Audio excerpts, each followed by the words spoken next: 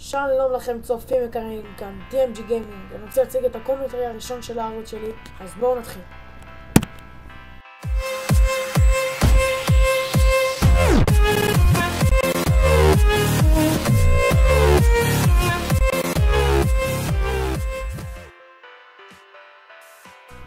קודם כל, אני רוצה להתחיל לדבר איתכם על הערוץ ועל התוכן שיהיה בו.